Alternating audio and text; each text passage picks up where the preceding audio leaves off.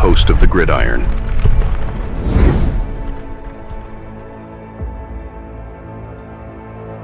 All right. Welcome to the Gridiron, baby. If you give this video a thumbs up and maybe share this video, that would be absolutely freaking awesome. If you subscribe to my channel, thank you. If not, please go down below, hit the subscribe button, hit that bell icon. That way next time I go live or if I put a video out, you'll be notified. And it's free of charge. What do you got to lose, right? But if you are subscribed to my channel, thank you. I greatly appreciate it. In the description box below, very top link in the description box, takes you to my membership page. I got 3 different membership levels if you want to help support my channel out. Each one has their own little perks to them. So once again, if you want to help support my channel out, it would mean so much. I mean, thank you in advance. Thank you. And also, little ways down in the description box. The link takes you to my Facebook group. It's called the New York Giants The Gridiron. It's my Facebook group. It has over 9,400 members in the group. It's doing simply marvelous, might I add. Basically, if I'm alive and breathing, and if I got internet access, I am putting stuff in this group down there 365. It's called the New York Giants The Gridiron. It's my Facebook group. Please join it. You will not be dissatisfied. I promise.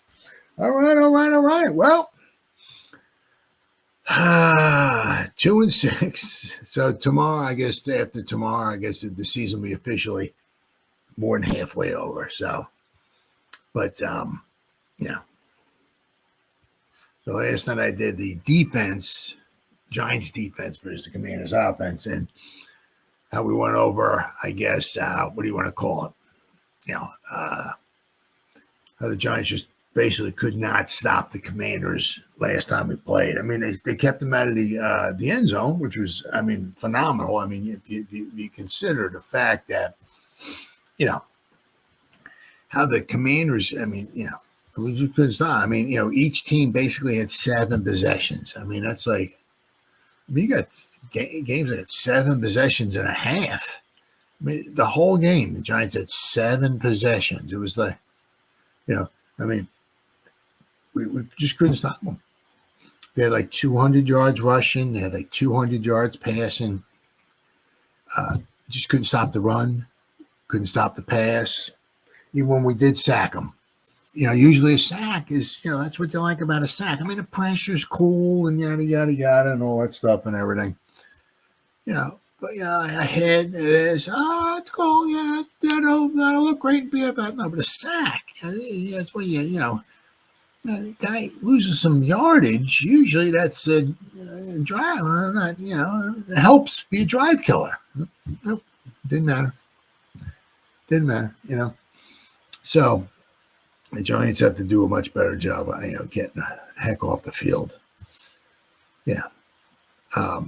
So here, the Giants, their offense against the defense. For the Giants, you just don't know what you're going to get. Danny Dimes will be in there. Be interesting to see if there'd be a point in time, where they pull the plug. Now, we should have beat the Commanders last time we played them if we actually had a field goal kicker, right? Because you figure at the end of the game, right, we got down, I think inside around the 20, somewhere around there. That's when Malik Neighbors dropped the ball, 4th down he's on the sideline. It was like he was around the 10 or 11 yard line, but we were in field goal range there. It was on 4th down. If we actually had a field goal kicker, we could have tried a field goal there. We missed the first extra point attempt because we had our punter, right, trying to kick the extra point. The other 2, we went for 2-point conversions. So if we actually had a field goal kicker, could have kicked extra points, right? So we could have possibly had 3 points on the extra points. We had the field goal at the end of the game if need be. And then, of course, let's not forget Singletary. I think he got down. I think he got to a first down. I think down to the 32. I think it was 32, 33. First drive of the second half, and then he fumbles. So even if the Giants, you got tackled around the 32, if you didn't fumble the ball, and we pick up just say 5 more yards, say it's 4th and 5. Well, we're down to the 27. That's field goal range, baby. So. We left a ton of points on the board, but once again, it is what it is, and it's just the way the Giants season's going. whatever can go wrong for the Giants is going to go wrong. It's just what it is. I mean, there's like really nothing that goes right for the Giants. Call it player performance, call it luck, call it bad coaching, whatever you want, but it is what it is. Now, the Giants were certainly able to move the ball against the Commanders, and I don't see why they couldn't do the same here. They got obviously Andrew Thomas won't be blocking, so, but let's see what Daniel Jones what he winds up cooking up. But let's not forget also we're at home, right? And played 4 games at home. We've scored 1 touchdown at home. It's like I can't even. It's just like I don't even know. It's hard to grasp that. Really hard to grasp that. We've scored 1 touchdown in 4 games at home. It's just unbelievable, absolutely unbelievable. So you don't know what you're going to get. You don't know. Really, really don't know. But let's see here. The Giants Commanders. What to expect when the Giants have the ball. This is from Nick Filato. He does a very good job. Really detail oriented. Nick Filato does a fantastic job explaining stuff. Sometimes his stuff is almost too well explained. Sometimes his articles are so long, but he does a fantastic job of breaking this stuff down. So we got the 2-6 Giants going against the 6-2 Commanders. Now that's that. I mean, it's not so much of the Commander. It's just sometimes you got some luck on your side, right? Right. I mean, they easily could have lost last week, but a Hail Mary, right? They easily could have lost against the Giants. But things are going in their direction, right? Things are not going for the Giants. It is what it is. You can come up with any stat you want. Oh, the Giants are 37th in the EPA on runs in the red. And I don't give a rat's rear end really about that stuff. It's just things aren't going well for the Giants. Right? Player performance, coaching performance, luck, right? Things aren't going well for the New York Football Giants. And they talk about obviously Commanders scored a miraculous last second, right? Giants, obviously, after this game, have to travel to Germany and play to Carolina. And then after that, they got their bye week. So hopefully, maybe we can get Kayvon back. Right after the bye week, that would be nice. It says this is the second matchup between the two teams. Washington defeated the kickerless Giants in week 2, 21-18. Yeah. It does. It kind of, in a way, does, because this game kind of has all the makings of a trap game for Washington. But then again, you don't know what the Giants are going to do. Once again, because the Giants are at home. Giants score no points at home. So you have no idea what's going to happen here. No idea. Yeah, I mean, the Commanders just came off of a high last week. They got this game here against a lowly opponent, the Giants, on the road. And then they got to play the Steelers the next week and all, so. Hopefully they're not looking past this game. Daniel Jones also has quality numbers against Washington. Jones is actually 5-2-1 against Washington with 1,688 passing yards, 12 touchdowns, and only 3 interceptions. He threw a touchdown to Malik Neighbors and Wan'Dale Robinson in week 2. He was 16 out of 28 for 178 yards. Jones is 0-6 with no passing or rushing touchdowns in 6 home starts over the last 2 years. It's 0-6. He has no passing touchdowns and no rushing touchdowns in 6 home starts. He has 6 starts at home, and he has no passing. He hasn't passed for a touchdown in 6. And I mean, you could say whatever you want. I mean, you can say whatever you want. Okay. If the guy goes 6 games at home in a row and he hasn't thrown a touchdown pass, I don't care what. It doesn't matter. Don't matter. Yeah. Good quarterbacks will find a way to throw at least a touchdown pass. 6 games in a row with no touchdown pass. He hasn't rushed for a touchdown, no pass, nothing. So, yeah, the Giants have to do whatever they have to do to get a quarterback next year. Problem is, there's going to be a lot of teams, quarterback needy teams in front of the Giants, unfortunately. So Giants, it's going to be interesting. It's going to be an interesting draft. Where the Giants wind up picking, how far up they have to jump, and all that. Are they going to jump? They're going to let somebody fall to them or whatever. But Giants need a quarterback. I mean, 6 years. And and this is the other thing too, is that with Daniel Jones, we're 6 years in, and he's actually gone 6 games in a row at home without a touchdown pass. I mean, dude, I don't know. I don't care if you got a bunch of kindergartners blocking for you, and you got a bunch of kindergartners running pass routes for you. A good quarterback, one that you want to keep, right? In 6 games at home, will find a way to throw a touchdown pass. I mean, 6 games in a row at home, nothing. The thing is, they don't want to get the guy hurt either, because he has a injury guarantee that if he can't pass a physical next season, they owe him like $23 million, and that's really gonna hurt their cap space for next year. So. They gotta be very careful with him. If the season gets out of hand, which it kind of is already, if it can, the thing that stinks is that if the Giants were to say to win, which they could win the next 2 weeks. They could beat the Commanders. They should have beat them the first time they played them. They could beat Carolina. I don't know if Carolina's going to win another game all year. Somehow they actually won a football game this year. I don't know.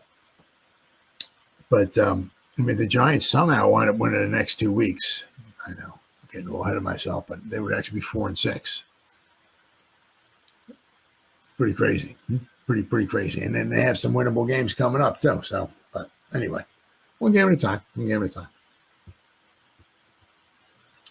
Let's see. Commanders head coach Dan Quinn has the defense playing well. They've only allowed 22 points over the last 2 games. Although it has been against the Bears and the Panthers. In week 6, they surrendered 30 in Baltimore, but just 13 against the Browns in the previous week, and 14 against the Cardinals in week 4. So, defense has been doing good. Washington has the 10th best scoring defense in the league, allowing only 20.9 points per game. The Giants' defense ranks 14th with a total of 21.9 points allowed.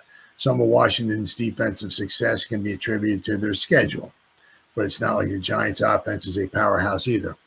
Now, you look at it 2 things. There's 2 ways. Is that the Commanders' defense is they don't give up a lot of points, but it's also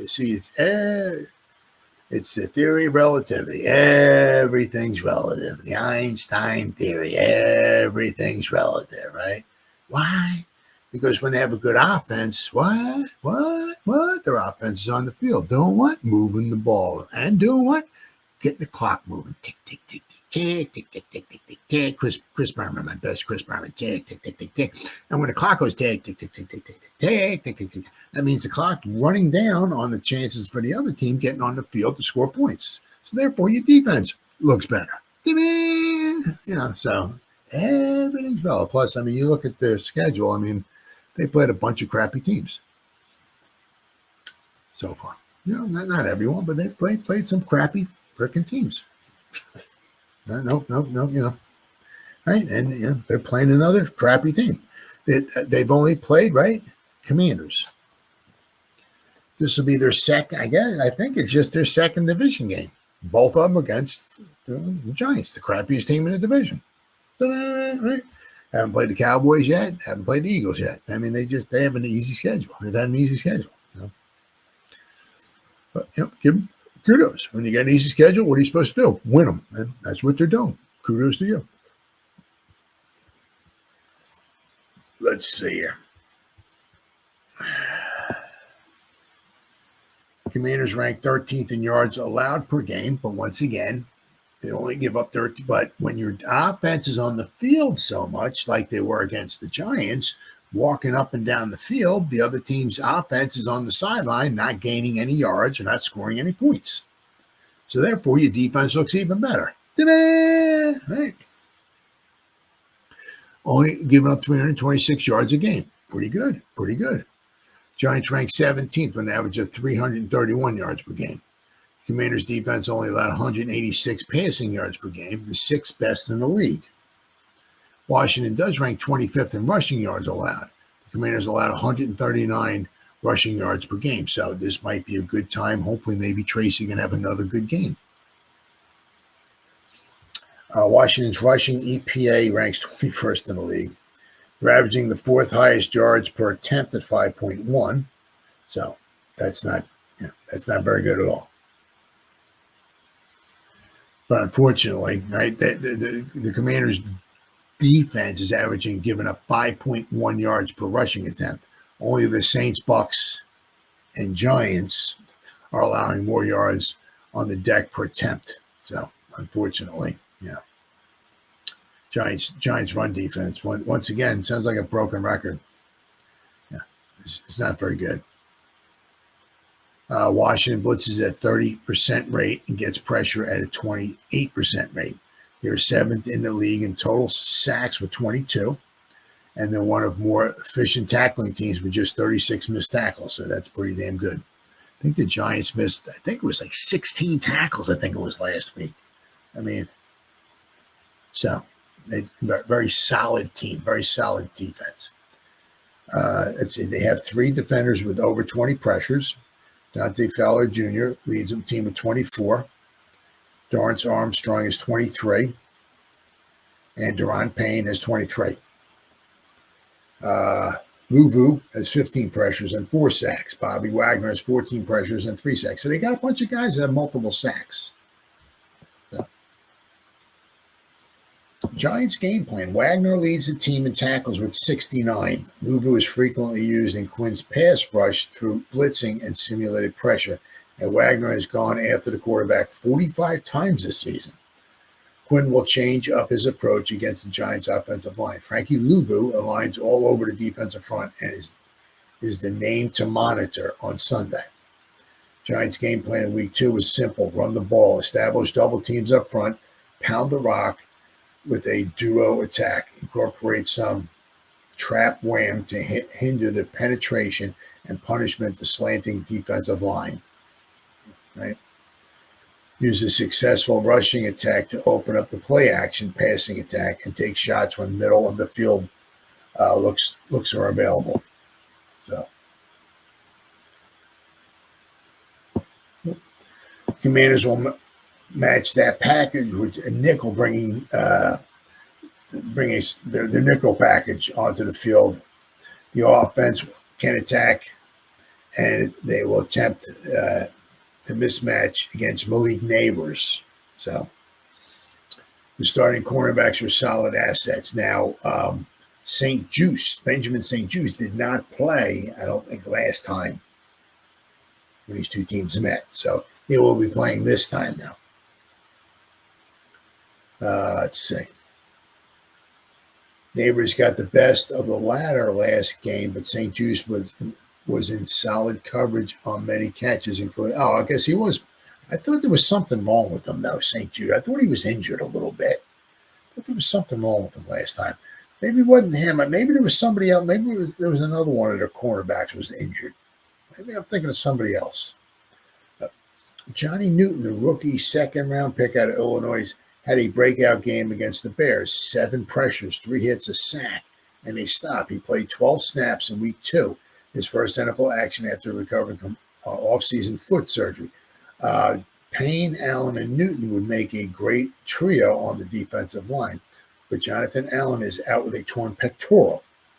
This has led to more snaps for other players on their team. New York ran the football on the road when Allen was healthy, so running the football should again be the foundation of the offensive approach. But once again, right, Thomas is not there, so he's our main guy, and he's not going to be there. So doesn't mean we can't run the ball. It's going to be a little bit more difficult this time. get Daniel Jones comfortable and in rhythm with the rushing attack. Tyrone Tracy Jr. practiced in a red non-contact jersey on Thursday, a sign of progression in the concussion protocol. It's not sure, but his outlook seems bright on Sunday. I think he's supposed to be playing. Washington will use a lot of soft leverage on the outside in coverage 3 and cover 4. The Giants can take a page out of Cliff Kingsbury's playbook and throw into that leverage until the defensive cheats down. A possible double move could be used to catch an aggressive defense. The Giants can successfully connect in a quick game. This is a classic trap game for the Commanders. They're on the road against a divisional foe who played them well earlier in the season, and they're coming off an emotional Hail Mary victory against the Bears. He said, I'm unsure how to quantify this, but Jones also performs better against the Commanders for some reason. New York at least looked competent against the Steelers on Monday Night Football, but it was Monday Night Football, so the Giants are on a short week.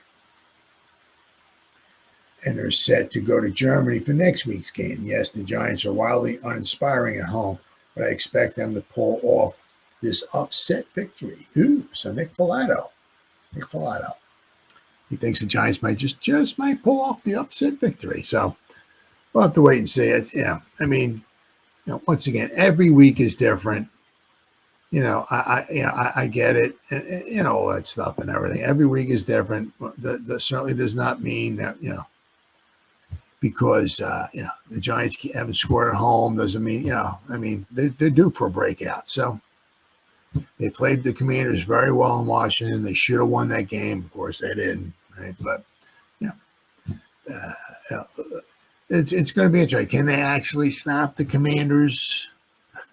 Right?